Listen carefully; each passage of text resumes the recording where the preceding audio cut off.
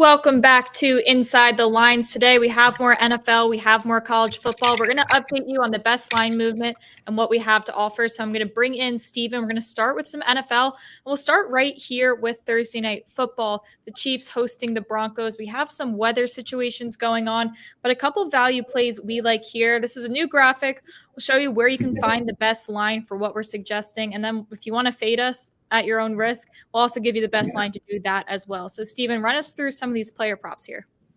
Yeah, I'll start at the bottom, actually, which is, I know, kind of odd. But the line has been holding at 10.5, Chiefs 10.5. You can get plus 11 if you don't like this pick.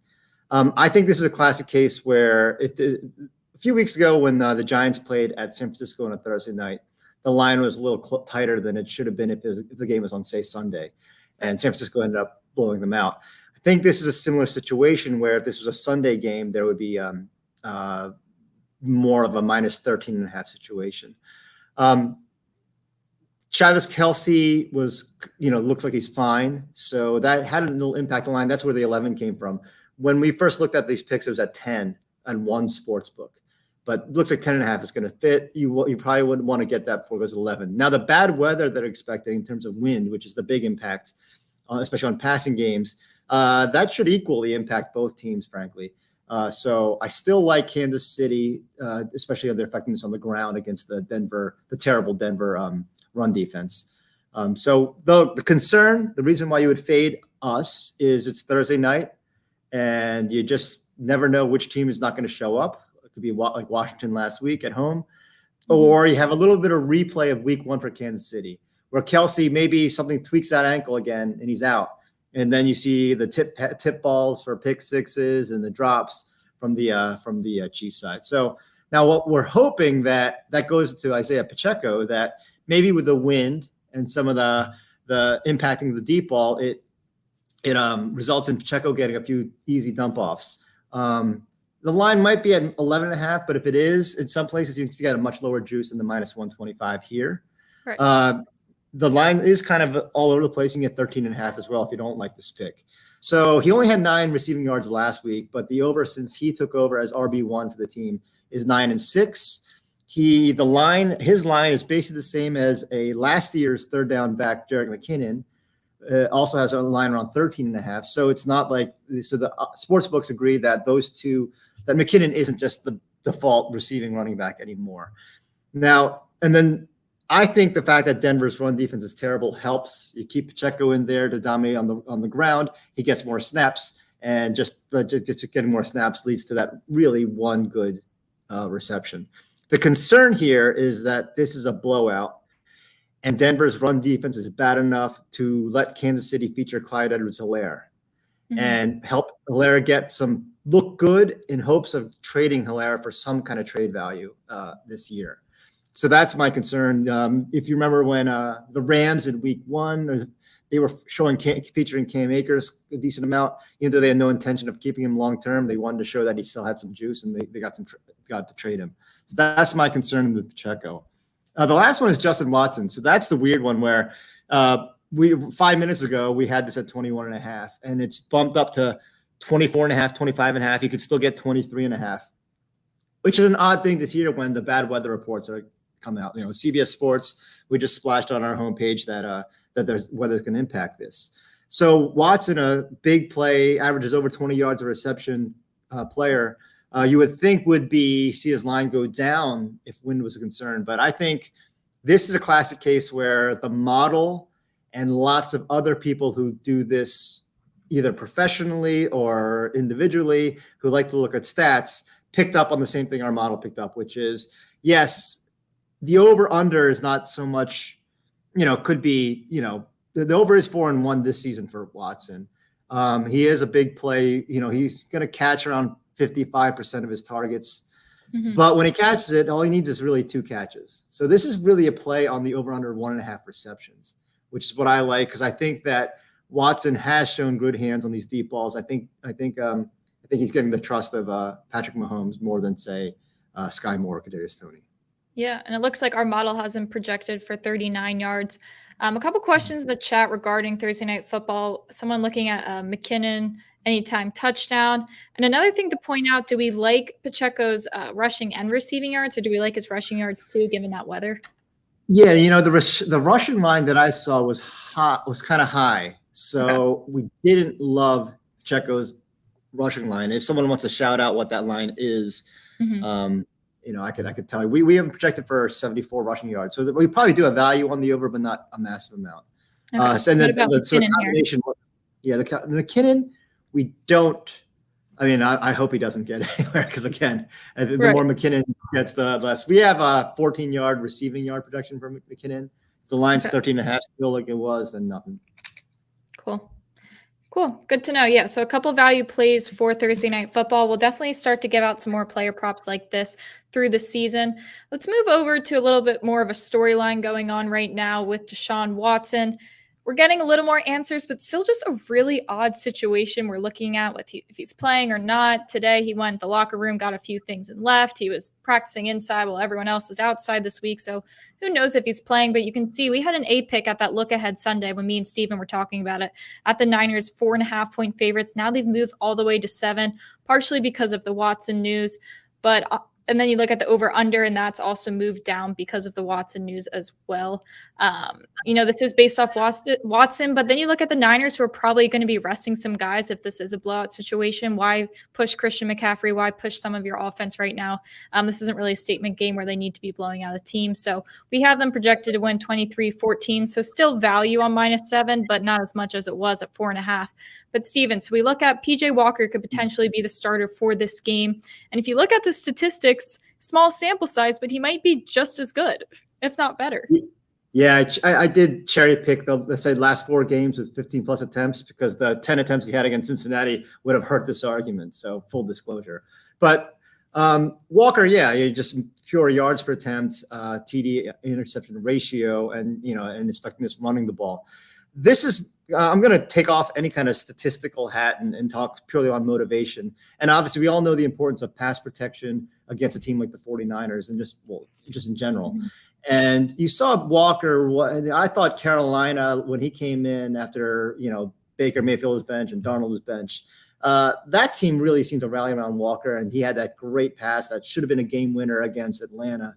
And again, I have all these stories going back decades about when you see the difference between when the offensive line loves the quarterback versus not.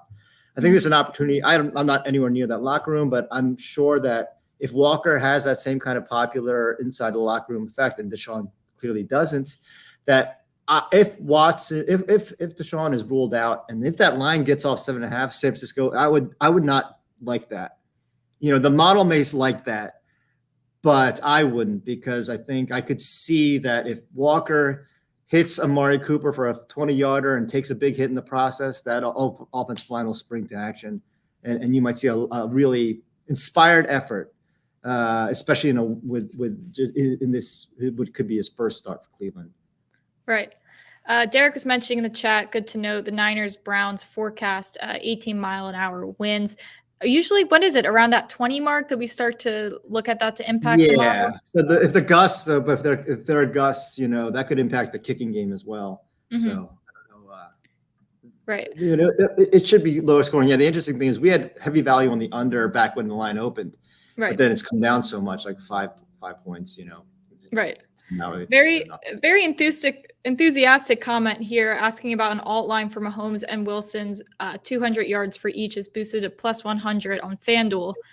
Do we like that, or are we still just a little scared of? We don't have Russell Wilson. I mean, I can't do the math in my head right now as far as how much the boost is worth. Love Mahomes over, but not Russell Wilson. I'm only projecting 183 yards because he had some late plays against last week against the Jets. And I know that's the Jets defense, but Kansas City's pass defense has gotten much better than its reputation may have. Right. And Russell was not passing to the wide receivers for 80% of that game. I tweeted out during the games, like he must have the worst relationship with those wide receivers, even worse than with his head coach. So with and Russell's known as the deep ball. That's his thing, that beautiful kind of high trajectory deep ball, which could get, greatly impacted in the wind. So I don't like him getting his share of the 200. Plus, Javonte Williams is back. So they have 3 quality backs right now in Williams, McLaughlin, and Samaje Perine potentially. So, and Russell's actually been running pretty well effectively as well. True. So I could see that being the case here. Okay. Good to know. Don't always have to push the ones we're not confident in. Let's move to our survivor pool. Our record looking pretty good. We are still 100% through week 5. Week 6, again, we like that 10.5 point spread. So we certainly like the money line here. 83% chance in our Sims to beat the Broncos. So that's our survivor pick of the week. I know Scott's always in here asking about that. So there that is. And if you look into our future, things are looking pretty good. Week 7, 8, 9, and 10, we all have at least 65% chance, a lot higher in some games, to win those games. So this is our survivor pool that Stephen, if I'm correct, made in August, and we haven't really had to adjust too much so far. Yeah, I'm really pleased with this. I'm not pleased. I'm pleased with the fact that we put together a really good data and hadn't made an adjustment yet. Mm-hmm. And a lot of the numbers have moved in our value. Like this Kansas City game was a -7 back in August. Seattle, we've gained some steam from the preseason. Dallas, I'm a little nervous about, depending how they go against the Chargers. And Cleveland, obviously, we'll see. That one is down from early in the year where we had Cleveland at 73%. But Buffalo is looking good, obviously, and that's up from 76% in the preseason to 87%. Then after that, it could even continue for a while because we got San Francisco in Week 11 versus Tampa Bay, Cincinnati versus Pittsburgh at home in Week 12. Then the next time I'm a little worried is the Jets. We'll see how they're doing, but still probably like the Jets versus Atlanta at home in Week 13.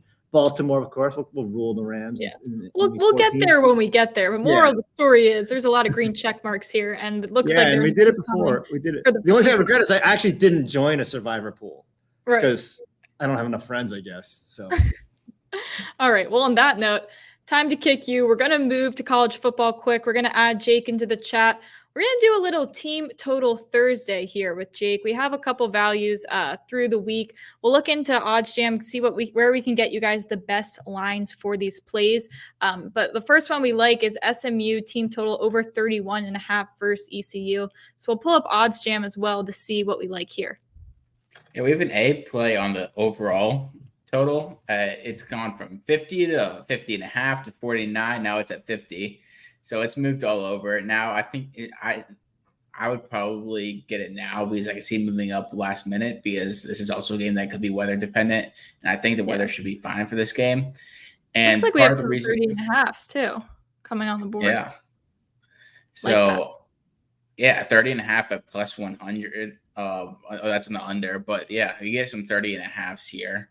I mean, in some cases like this, where if it's not at a key number, this is where I'd take the higher number at plus money compared to a lower number at minus odds. So we have SMU scoring almost a touchdown more than their odds project them to score. We have them at 37 points. I think the big thing here is Jalen Knighton. He's looked like a beast lately. He had a 95-yard touchdown run last week. I really want to get his odds on the prop play, but he's not on Prize Picks or underdog right now. So I'm just waiting to see if they post something like this. I think he easily gets 100+ yards. SMU struggled offensive-wise this season, but ECU is not a great defensive team. ECU is 0-4 against FBS opponents this season, and they're allowing 31 points per game at home. So I think that SMU should have plenty of chances to score. And something interesting in this game is both teams have been very turnover-prone. So that's why I like the full game over, because I think it could be a little sloppy. There could be some defensive touchdowns in this game. Right. I like that play there. We'll move to an under. Cincinnati team total under 24.5, hosting Iowa State. Yeah, so I like the full game under here, but a big reason why we like the under here is we like Cincinnati under 24.5. We have them at around 21 points. Cincinnati had a bye week last week, and so they should be as healthy as they've been, but I think that could hurt them with their momentum because they're actually started to play well on offense. Emory Jones started to get things going. But I think so bye week, so most of the times it helps you get healthy. Sometimes it hurts you when you have momentum going. Right. Iowa State's defense hasn't been as good as it has been in the past couple of years, but I still think the Iowa State's pretty good on the defensive side of the ball. And as long as they don't turn over the ball and give Cincinnati a short field, I think Cincinnati should score 24 or less. I like it at 24.5 because that's a key number here. Question in the chat. This is really interesting. Nick's saying that Indiana to score 1 touchdown is minus 105. We can look at the model here if we have a chance, but I agree with garbage time. Do you think this is something possible for them?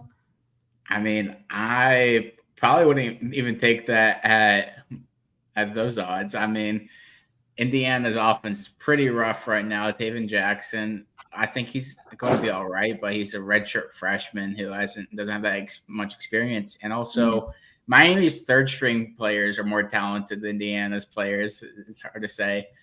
Cam Camper, who luckily we hit with on a prop a couple weeks ago, he missed last week, but I think he's back this week, so that could help Indiana's cause. But I just wouldn't bet on Indiana at all to score. Fair. I mean, I would probably bet on Michigan to score a defensive touchdown before I bet Indiana to score an offensive touchdown in this game. Noted. I understand where you stand on that now. We'll go to Eastern Michigan team total over 24.5 that you like versus Kent State. What kind of value do we see here? Yeah, I like fading Kent State here. Eastern Michigan is also on the stability model as a strong pick this week. The weather is going to be a factor here, but I think weather could really help Eastern Michigan here because I think they do better when they focus on the run game. Samson Johnson, I think, or their top backs. He's a transfer from Indiana. He's been pretty good, and Jalen Jackson is their other back. So they have two pretty good backs. Right. Kent State's defense has been terrible. Kent State allows 5 yards per carry on the road, and Eastern Michigan averages 4.7 yards per carry at home. So those two things together with the rain, I think it could help Eastern Michigan actually in this. Right. Yeah. Derek was mentioning it. We were talking about it earlier in our meeting about this heavy rain, but how that probably will play to Eastern Michigan, given that they're so talented on the ground. So this is a good situation for them. One more game we'll go into quick. North Texas team total over 38.5, which seems like a lot, but they're playing Temple, and we like the plus odds here. Yeah. So you could get 37.5 at minus, what is it? 37.5 minus 110. Minus 127. So like if you want, because 38 is a key number here because it's 5 touchdowns and a field goal, but we like the plus money next to 38.5 there. Right. So that's why we're going with 38.5. We have North Texas scoring 44 points in this game. They've been much better since Chandler Rogers took over at quarterback, and Temple's defense is really bad.